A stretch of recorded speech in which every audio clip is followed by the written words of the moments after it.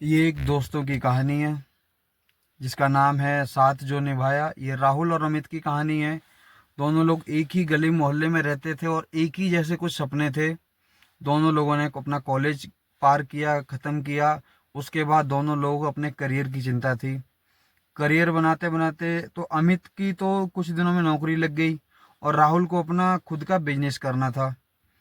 तो राहुल हर चीज, अब एक तो लड़का अगर 20-22 साल का है तो उसकी जिंदगी में ना बहुत कुछ चलता रहता है जो किसी को बता भी सकता है, किसी को नहीं बता सकता है। उसका दोस्त भी है कि वो अपना किसको और क्या बताए।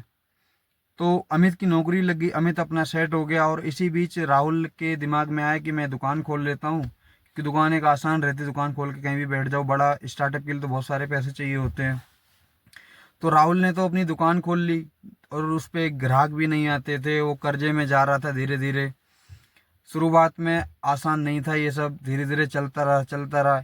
एक दिन राहुल अपने आसपास के किसी पार्क में बैठा था और उसके दोस्त की नौकरी कहीं लगी थी। उसी टाइम पर अमित आया हुआ था वापस अपने घर पे या फिर अपने गली में, जहाँ भी जैसे भी आया आया।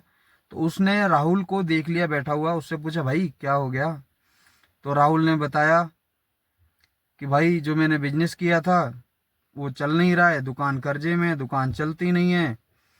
तो अमित कुछ पल तो चुप रहा, फिर बोला तू मेरे भाई के जैसा है, पैसा चला गया तो वापस आ जाएगा, पर अगर तू हार गया तो खुद को कभी माफ नहीं कर पाएगा और मैं भी नहीं कर पाऊंगा खुद को माफ।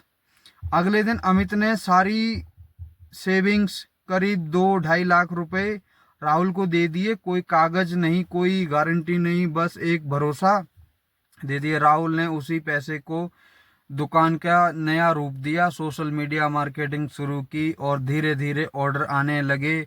1 साल के भीतर राहुल का बिजनेस चल पड़ा।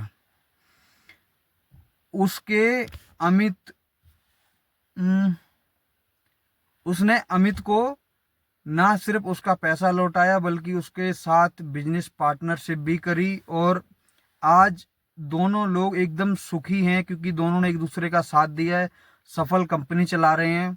और अक्सर कहते हैं पैसा जरूरी है लेकिन सच्चा दोस्त भी जरूरी है। तो दोस्त, सच्चा दोस्त जरूरी है पर एक दूसरे का साथ भी निभाओ।